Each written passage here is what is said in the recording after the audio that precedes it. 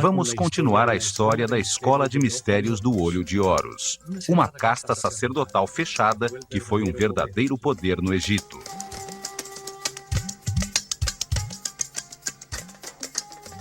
Foi organizada por sacerdotes sobreviventes ao dilúvio, possuidores de registros e conhecimentos da desaparecida civilização Atlante. Seres muito evoluídos que viram o cataclismo como oportunidade de estruturar uma nova civilização dedicada ao aperfeiçoamento espiritual.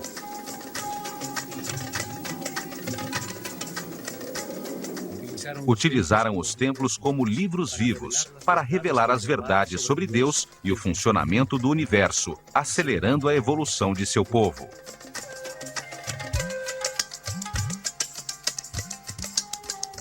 Nos templos, concentraram o conhecimento e a riqueza, transformando-os em polos impulsores do desenvolvimento da civilização egípcia. Ensinaram que o Espírito Eterno reencarna repetidamente como homem na Terra para viver um processo de aperfeiçoamento criado por Deus.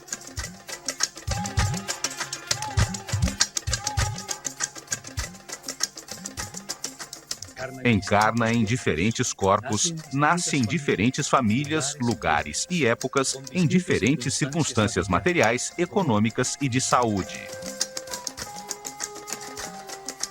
Reencarna repetidamente na Terra, enquanto o Sistema Solar dá uma volta ao redor do centro da galáxia, que dura 25.920 anos. Esta volta é chamada de ano cósmico. Durante esse ciclo, a consciência do homem é influenciada pela energia de diferentes constelações. Assim como as estações climáticas, as constelações determinam os processos necessários à evolução.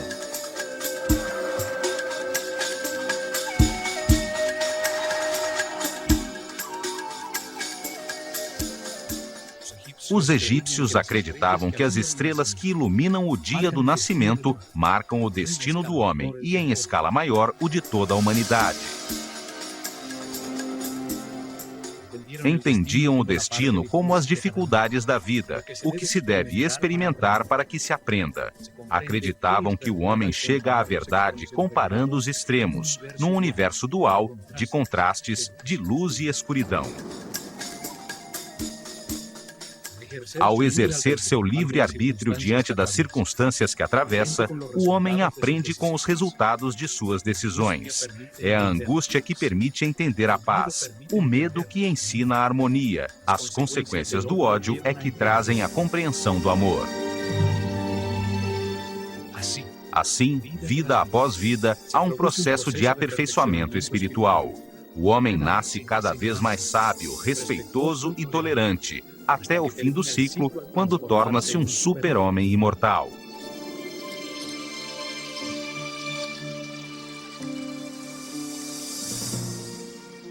Nesse momento de iluminação, lembra-se de todas as vidas, da corrente de erros que cometeu, entendendo que, graças a eles, compreende hoje a razão de sua existência.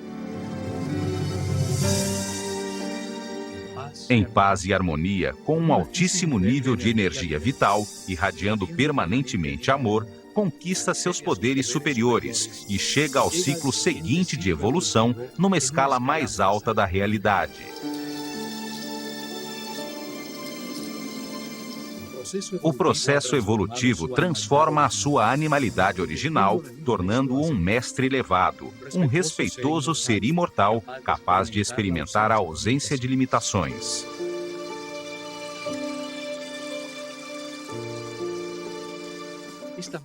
Esse modo de entender a vida proporcionou milhares de anos de paz e harmonia aos egípcios, desenvolvendo uma civilização exemplar. Os sacerdotes do Olho de Horus deixaram essas verdades no interior de seus templos. Por isso, nesta série de programas, os percorreremos um a um.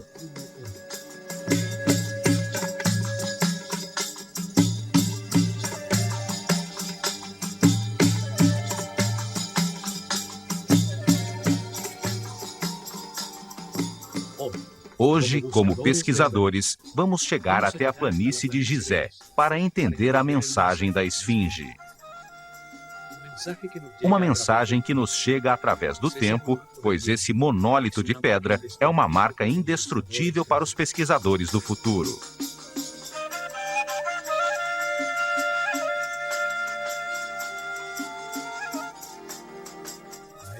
A esfinge revela movimentos astronômicos registrados há milhares de anos e comprovados no ciclo anterior pela humanidade atlante. A crença hoje é de que Atlântida foi um mito.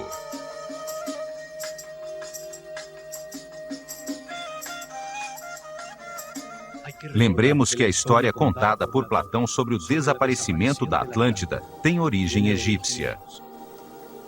Foram os sacerdotes do templo de Neith que mostraram a Solon os antiquíssimos registros sobre Atlante, uma palavra egípcia relacionada com a água.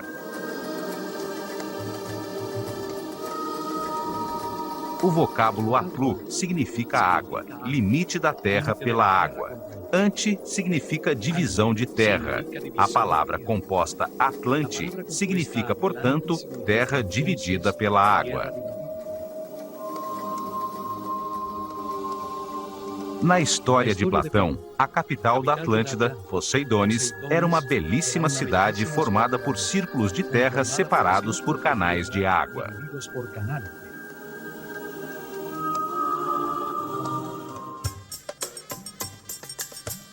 Para descobrir os segredos da esfinge, analisemos sua forma simbólica, seu gigantesco tamanho em pedra monolítica, sua localização precisa e a direção de seu olhar. Vamos recriar os movimentos dos astros depois do dilúvio, as marcas de erosão pela chuva em seu corpo e o seu significado.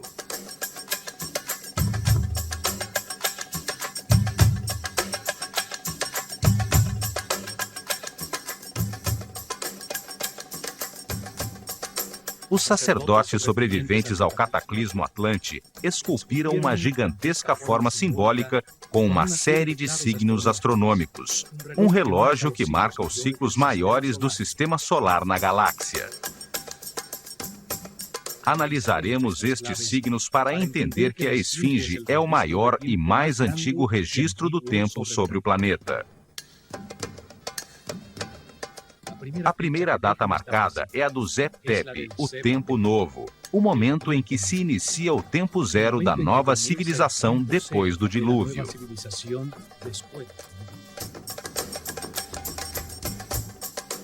O Zep Tepi é o primeiro passo no caminho de aperfeiçoamento espiritual da humanidade. A esfinge é a primeira pedra desse caminho.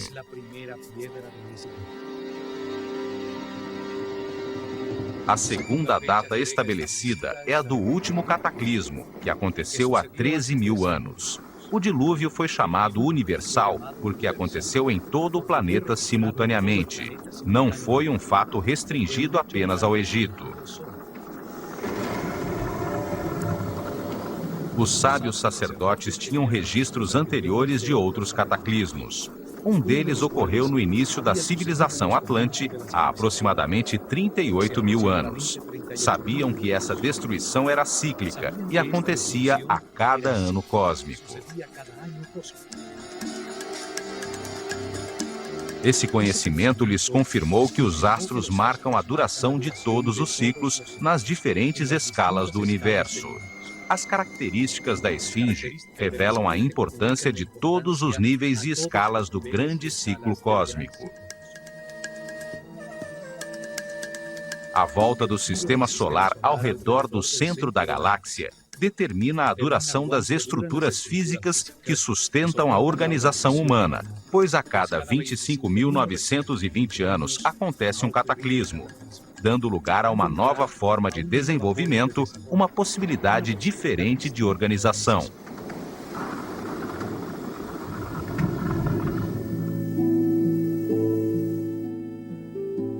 As estruturas que organizam a vida e o desenvolvimento da humanidade sofrem destruições periódicas. Ao final de cada ciclo cósmico, grandes mudanças acontecem no Sol, causando fortes alterações climáticas que destroem tudo o que foi construído na Terra. Os sacerdotes do Olho de Horus ensinaram que isso fazia parte do processo criado por Deus para permitir novos desenvolvimentos sobre a Terra, novas expressões que permitam encontrar diferentes formas de ver o universo. É como se o corpo da humanidade morresse a cada 25.920 anos para renascer numa forma mais perfeita, assim como acontece com o homem, mas na escala coletiva de uma mente maior.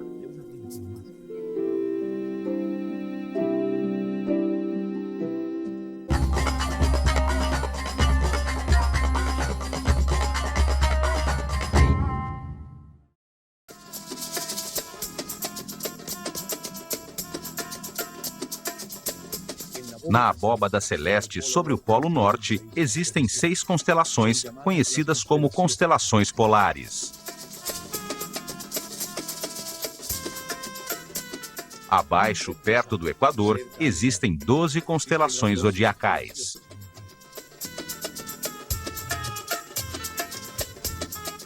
Se soubermos sobre qual das 6 constelações polares e das 12 constelações zodiacais está situada a Terra num determinado momento, poderemos estabelecer a data correspondente. O sistema solar dá voltas ao redor da galáxia sobre uma linha imaginária chamada eclíptica. Cada volta dura 25.920 anos, um ciclo eterno, chamado de ano cósmico pelos sacerdotes egípcios.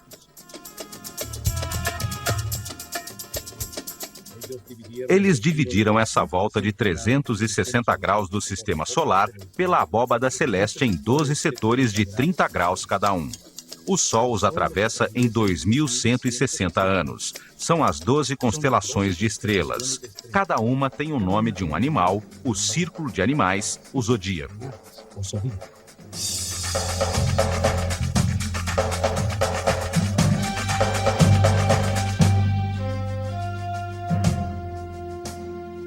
É durante essa volta que o planeta recebe as diferentes energias das 12 constelações ou signos zodiacais, que definem o destino do homem em cada reencarnação e as circunstâncias difíceis de aprendizado que deve viver.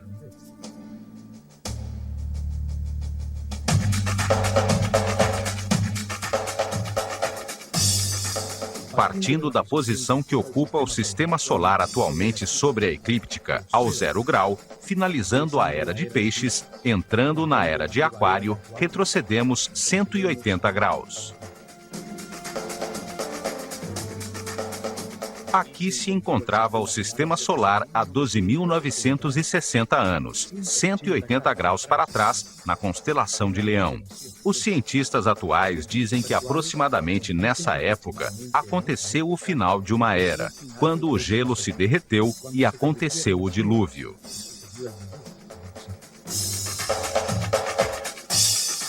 A forma da esfinge une os dois símbolos que representam a constelação zodiacal e a constelação polar nos céus, o leão e o homem, dando uma precisa marcação do tempo.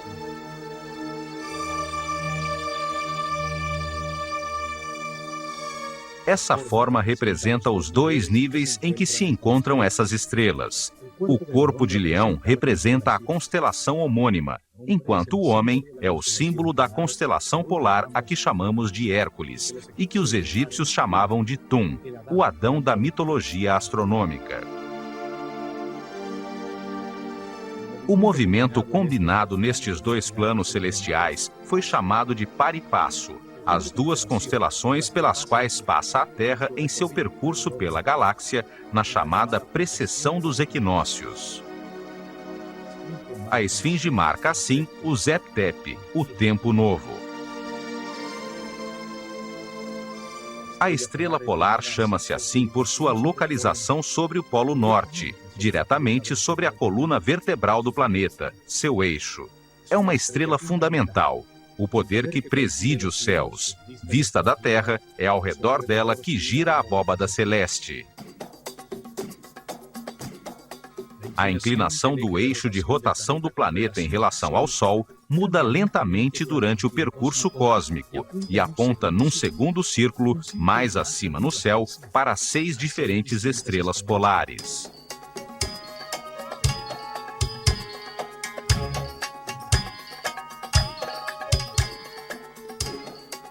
Os conhecimentos astronômicos egípcios, os registros herdados, permitiram-lhes saber que, ao dividir em segmentos de 60 graus este segundo círculo superior, se veria que o eixo da Terra aponta em direção a uma diferente estrela polar a aproximadamente cada 4.320 anos. 6 constelações contêm as estrelas polares, as que se localizam exatamente sobre o polo norte da Terra, a cada 60 graus de seu percurso pelo grande ano cósmico. São chamadas as constelações polares.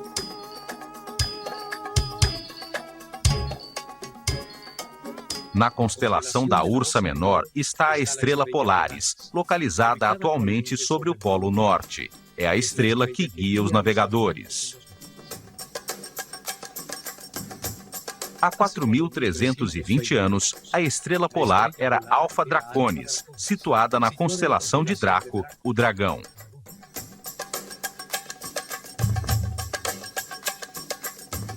O poder que presidia há 8.640 anos era a estrela polar na constelação de Hércules, ou o Homem. Há 12.960 anos, quando aconteceu o dilúvio, a estrela polar no círculo superior era chamada Vega, da constelação da Lira.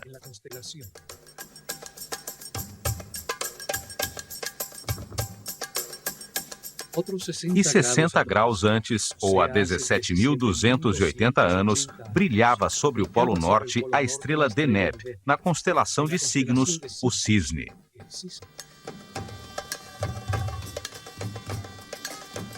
Há 21.600 anos, encontrava-se sobre o polo a estrela Alfirte, da constelação de Cefeus.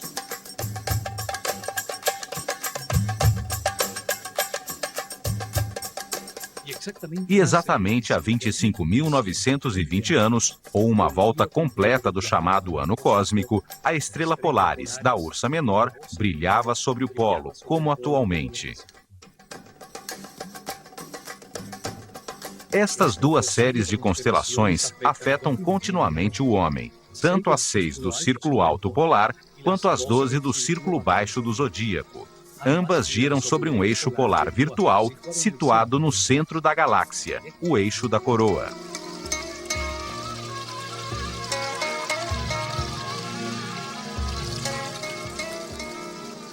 Para os egípcios, toda a abóbada celeste descansa nestas colunas polares, distribuídas simetricamente a cada 60 graus sobre o círculo, para onde aponta o polo da Terra em seu percurso com o sistema solar pela galáxia.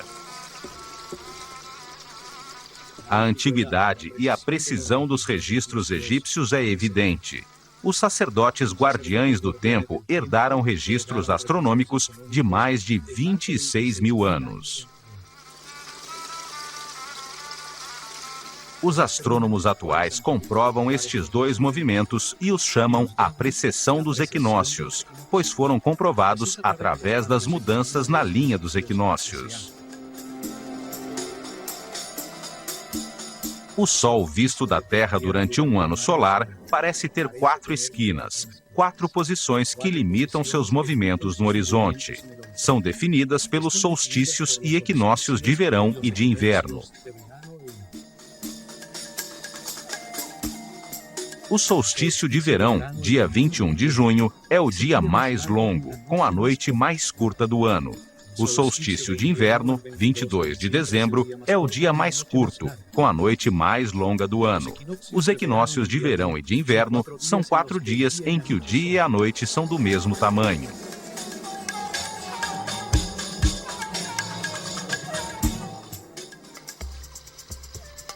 Na latitude de Gizé, o Sol nasce em frente à esfinge nos equinócios, a 28 graus a nordeste no solstício de inverno e 28 graus a sudeste no solstício de verão. Sendo o dia e a noite iguais, são dias de equilíbrio energético entre a luz e a escuridão. Dias em que se abrem as portas dimensionais de espaço e tempo, sendo por isso importantes em todas as culturas da Terra. A cada ano, a linha imaginária que une os dois equinócios muda ligeiramente de inclinação com relação ao Sol. A cada 72 anos, 1 grau. A cada 2.160 anos, 30 graus. E a cada 25.920 anos, muda 360 graus.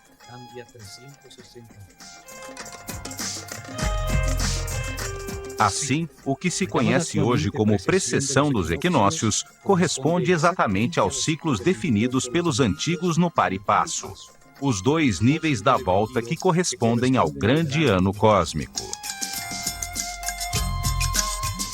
A forma da esfinge, ao unir o signo de Leão com o do homem da constelação de Hércules, marca o momento imediatamente após o dilúvio, uma catástrofe que acontece periodicamente no final do grande ciclo cósmico, a cada 25.920 anos.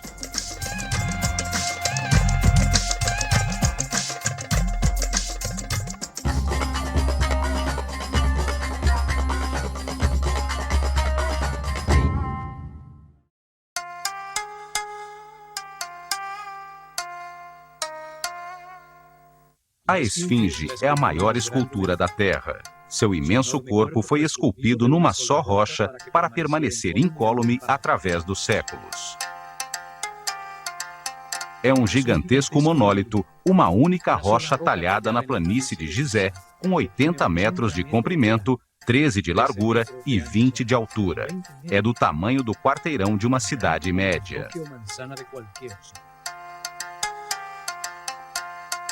Para dar forma ao seu corpo, cortaram e retiraram a pedra em enormes blocos, que usaram depois para construir em frente a ela 2 templos maciços.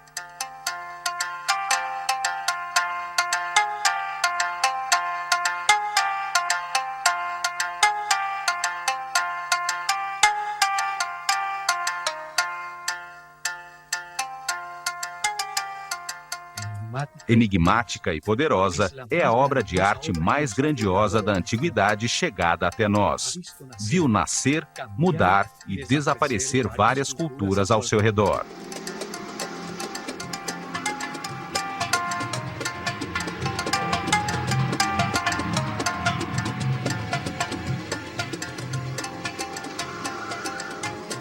A esfinge está situada num ponto muito especial na Terra, a planície de Gizé, também conhecida como Rostal no antiquíssimo livro dos mortos.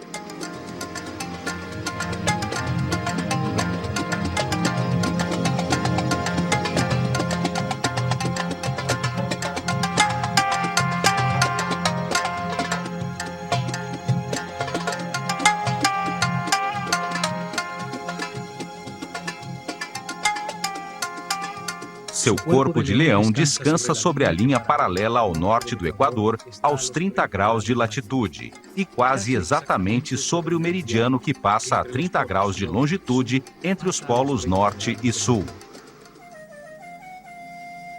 30 graus de latitude, 30 graus de longitude, sobre um dos pontos diamagnéticos do planeta.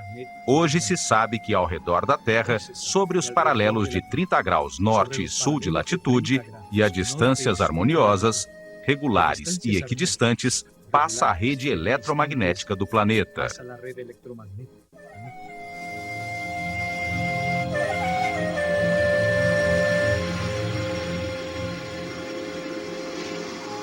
Todos os seres vivos, sem exceção, têm uma rede nevrálgica, uma matriz que capta e distribui de uma maneira harmoniosa a energia que todo o corpo necessita. A Terra está rodeada por essa rede geometricamente pura de linhas equidistantes, baseadas em poliedros regulares, por onde passa a energia que a mantém viva.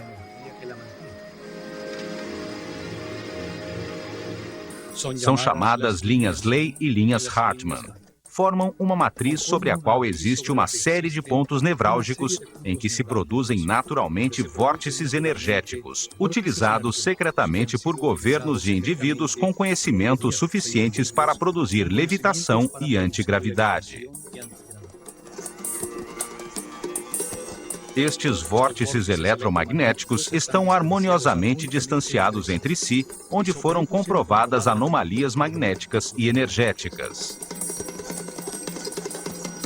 O Triângulo das Bermudas, do Dragão e do Diabo, onde ocorreram desaparecimentos misteriosos, são pontos diamagnéticos reconhecidos. Em outros, estão estrategicamente localizadas pirâmides de diferentes culturas ou bases militares de várias potências.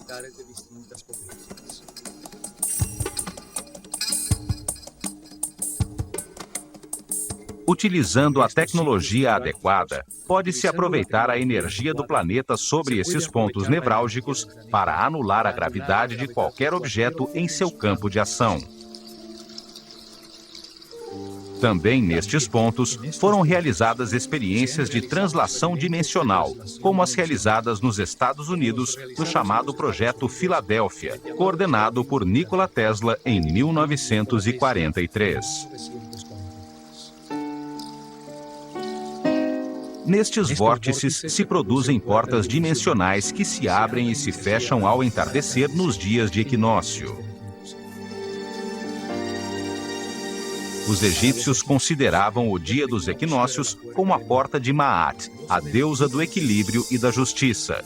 Nestes dias, realizavam cerimônias especiais com iniciados da Escola de Mistérios na planície de Rostal. Aproveitavam o vórtice para culminar os anos de preparação, nos quais os sacerdotes dos quinto e sexto níveis de consciência eram impulsionados por uma força externa para experimentarem dimensões mais elevadas. Com o conhecimento herdado dos sacerdotes do Olho de Horus a respeito da rede eletromagnética, construíram sobre ela a Grande Pirâmide, para transformar com fins espirituais sua inesgotável energia.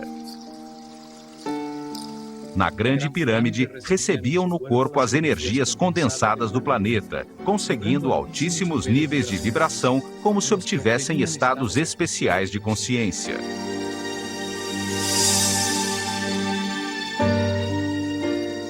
A Grande Pirâmide foi chamada de Arca de Har-Mako e foi construída sobre um vórtice eletromagnético para ser usada no dia do equinócio, quando os domínios da luz e da escuridão estão equilibrados pela deusa Maat.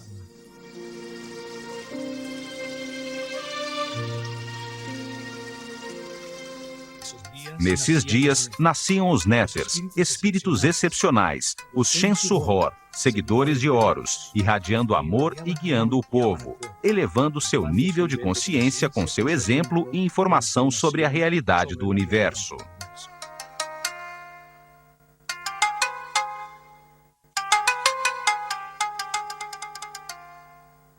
No Livro dos Mortos, na quinta divisão, chamada Rostal, aparece uma forma piramidal protegida em sua base por duas esfinges com forma de leão, que, olhando o sol em cada equinócio, protegem a entrada do reino de Sokar.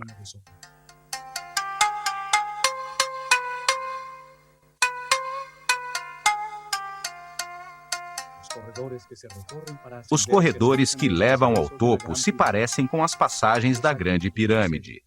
É lá que acontece a transformação do Osíris interior de todo ser humano. Lá encontra a iluminação que o transforma em Horus, o super-homem imortal. A forma de leão também tem relação com esse processo evolutivo. O leão é o mais evoluído dos animais.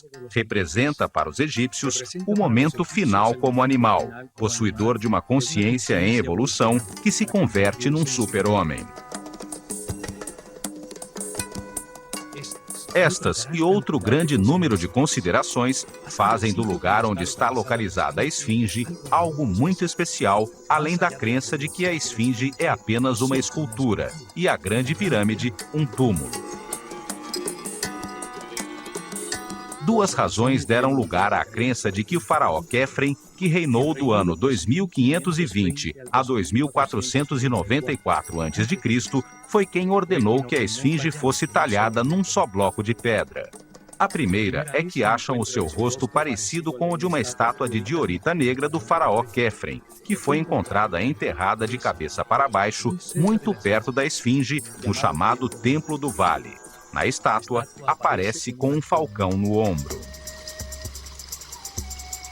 Retocamos digitalmente a esfinge para ter ideia da forma original do seu rosto.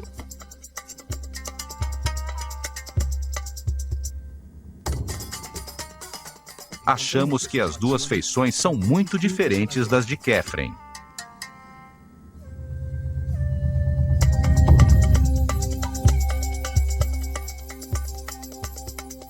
Sabe-se que a esfinge foi chamada de Abu-Hol e durante muito tempo foi pintada de vermelho, a cor do Egito.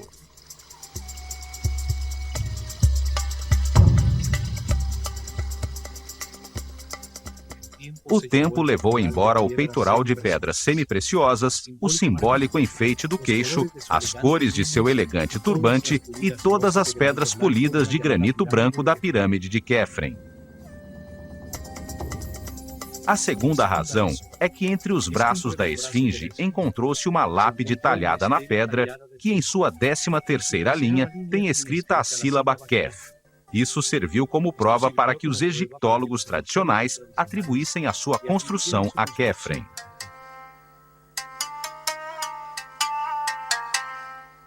A lápide foi escrita pelo faraó Tutmoses IV, que reinou de 1401 a 1391 a.C., para comemorar a restauração e retirada da areia que a cobria.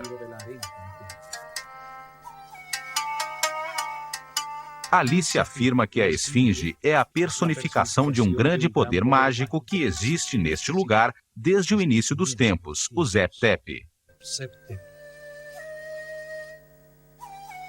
Seu texto narra que, sendo Tutmoses IV muito jovem, viu num sonho o rosto da esfinge, dizendo-lhe que o tornaria faraó se a livrasse da areia que a cobria até o pescoço.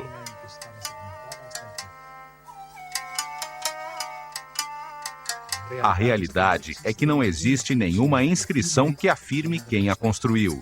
Não se refere a Quefren como seu construtor. Certamente foi um dos restauradores que, como Tutmoses IV, limpou-a da areia através dos tempos. Em outra pedra talhada, chamada a Lápide do Inventário, encontrada em Gizé por Auguste Mariette, se afirma que o faraó Quéops, antecessor de Quefren, ordenou construir um templo ao lado da esfinge, o que prova que ela já estava lá e que seu sucessor não pode ter sido o construtor. No entanto, esta lápide não é reconhecida pelos egiptólogos tradicionais, que alegam que não é original e que o estilo em que está escrita não corresponde à época de Quéops.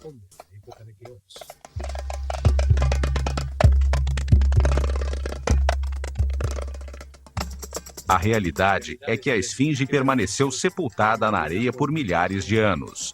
Várias vezes, governantes benévolos ordenaram limpá-la, ficando descoberta durante algum tempo, para logo voltar a cair no esquecimento.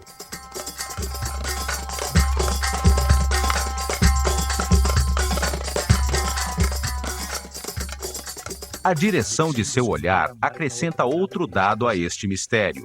Sua cabeça de homem olha fixamente para o leste, contemplando o nascimento do sol há milhares de anos.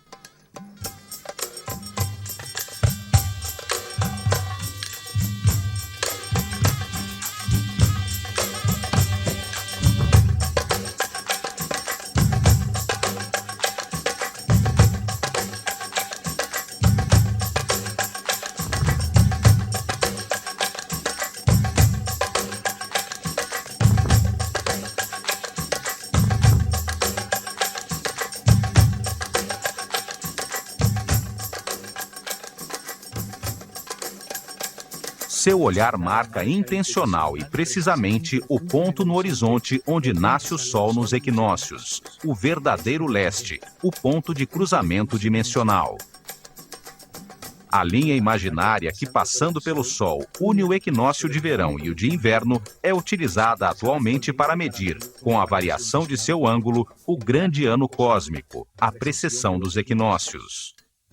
Seu ângulo muda 1 grau a cada 72 anos, move-se 30 graus em 2.160 anos, 360 graus em 25.920 anos. É a marca do ano cósmico, o ciclo que determina as reencarnações do homem e a chegada dos cataclismos periódicos.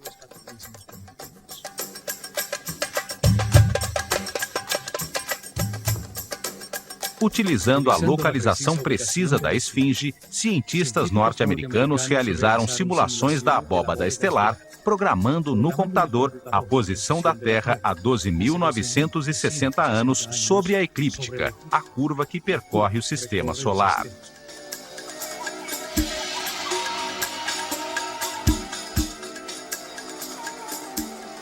Ficou confirmado que, nesse momento, no ponto exato para onde a esfinge olha, o ponto no horizonte situado ao leste verdadeiro, aos 30 graus de latitude, surgiam todas as noites as estrelas da constelação de Leão. A esfinge olhava no horizonte à sua frente as estrelas do signo zodiacal de Leão, a constelação que atravessava o sistema solar naquele momento, confirmando a mensagem do tempo, de sua forma simbólica e de sua localização exata. Nesse mesmo momento, a 90 graus sobre o mesmo horizonte, mas olhando em direção ao sul, situava-se a constelação de Órion, 9 graus sobre a linha do meridiano norte-sul. Enquanto a estrela Sírio, a mais importante para os egípcios, pois a sua aparição anunciava a enchente do Nilo, se situava ao nível do chão, 14 graus à esquerda do meridiano.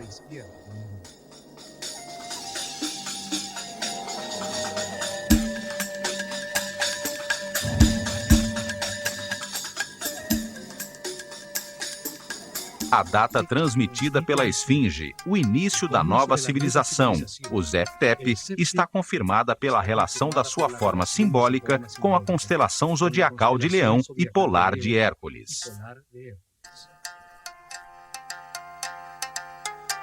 Seu olhar em direção à saída do Sol no equinócio da primavera e à saída das estrelas de Leão à noite a convertem num relógio astronômico preciso. Sua localização foi escolhida com muita precisão, para convertê-la num mensageiro através dos tempos que contasse aos pesquisadores futuros o ciclo mais importante para o homem, o ano cósmico e a localização da rede eletromagnética do planeta.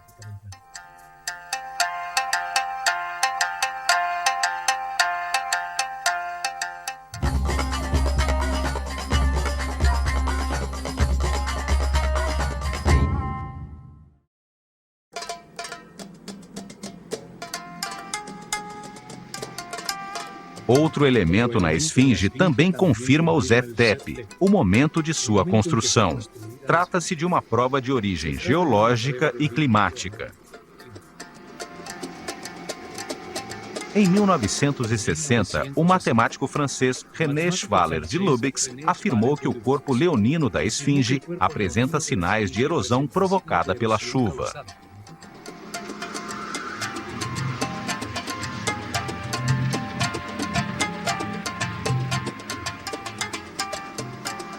Isso surpreendeu a todos, pois está confirmado que a esfinge ficou enterrada debaixo da areia até o pescoço, 90% do tempo dos últimos 4.500 anos.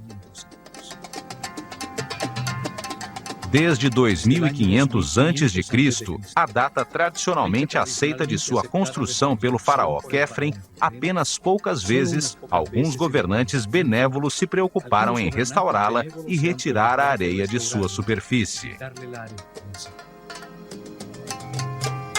Uma dessas últimas limpezas foi realizada por Napoleão quando esteve no Egito. Como é possível, então, que seu corpo apresente sinais de erosão devido à chuva?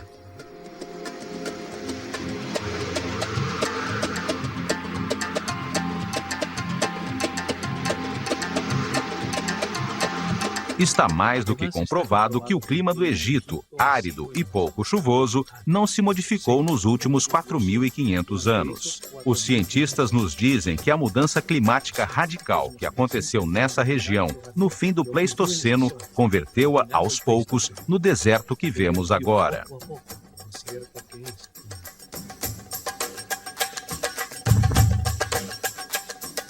Isso quer dizer que a chuva que causou a erosão da esfinge só pode ter acontecido entre o ano 10.960 a.C. e o ano 5.000 a.C., quando a planície de Gizé converteu-se no areal que a sepultou até o pescoço e a protegeu do clima ao seu redor. Uma expedição da Universidade de Boston comprovou as marcas de erosão, confirmando que eram causadas pelas chuvas e determinou que as profundas marcas foram geradas durante milhares de anos.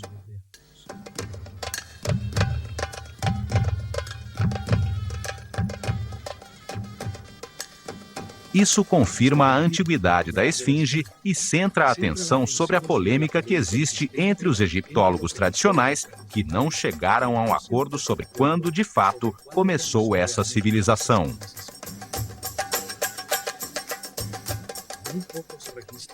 Pouquíssimos registros de governantes sobreviveram até hoje, e os existentes são aceitos apenas parcialmente. O papiro de Turim e a galeria dos cartuchos no templo de Osíris, em Abidos, têm os nomes dos faraós aceitos atualmente.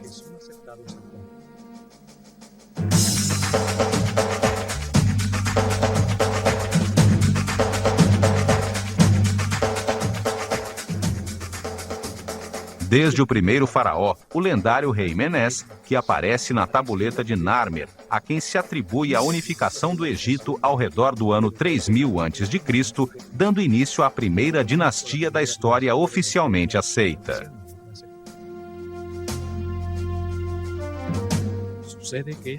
Acontece que essas listas, e a que o sacerdote Maneto escreveu no ano 300 a.C., em sua História da Civilização do Egito, começam na realidade muito antes no tempo, com outros governantes que não foram aceitos, alegando-se que eram mitos.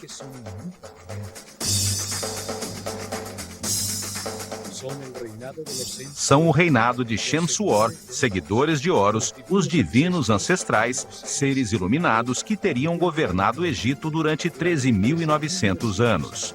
Depois, o reinado dos Aku, os sábios, outros governantes excepcionais, cujo reinado, segundo essas listas, durou 11.000 anos antes de começar o reinado dos faraós, que durou 30 dinastias.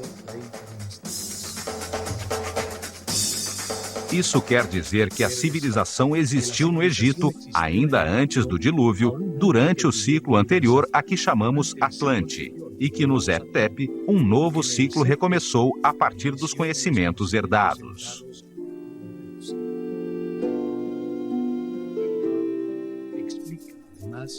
Além disso, isso explica uma das incoerências da história oficial, que situa o início da civilização por volta do ano 3000 a.C. Ninguém entende como as ciências, a arte, as técnicas de arquitetura e a escrita de hieroglifos aparecem nessa data totalmente desenvolvidas, com realizações iniciais nunca ultrapassados posteriormente.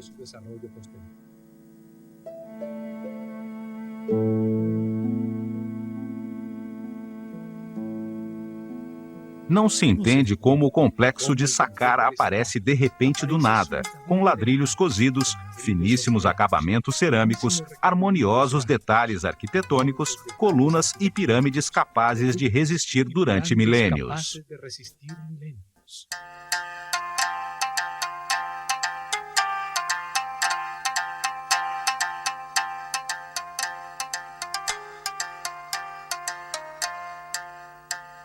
É como se a nossa atual civilização tivesse construído o ônibus espacial sem ter desenvolvido nunca os aviões de lona, os DC-3 e os voos Gemini que levaram o homem à Lua. É evidente que a civilização egípcia herdou conhecimentos do ciclo anterior Atlante e que foi guiada em seus primórdios por uma casta sacerdotal de seres muito evoluídos espiritualmente, como afirmam as listas de governantes que chegaram até nós.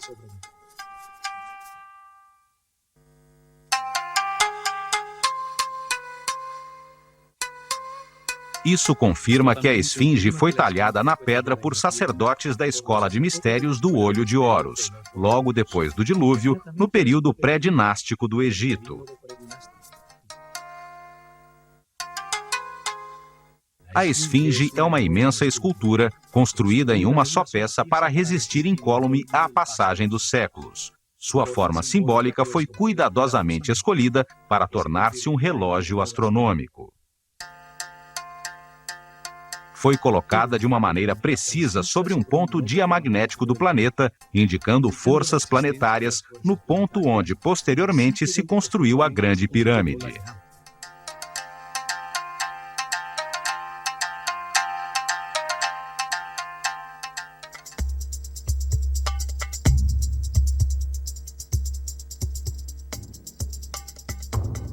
Seu olhar dirigido ao ponto preciso no horizonte onde surge o Sol no dia do equinócio indica a importância da porta de Maat, a entrada ao reino de Sokar, o momento onde o dia e a noite têm a mesma duração. Neste universo de contrastes, somente através do equilíbrio entre a luz e a escuridão, ao comparar-se os extremos da dualidade, pode-se encontrar a unidade. Consegue-se essa compreensão através da experimentação dos resultados das decisões tomadas ao longo de muitas reencarnações, encontrando o caminho do respeito e tolerância que conduz à paz e à harmonia. Esta mensagem é transmitida em todos os templos da civilização egípcia. O caminho do aperfeiçoamento através da reencarnação para chegar à iluminação era a sua crença fundamental. A esfinge confirma também a antiguidade da civilização egípcia, o momento do novo começo, do Zep-Tep, há 12.900 anos, quando as estrelas da constelação de Leão brilhavam sobre ela.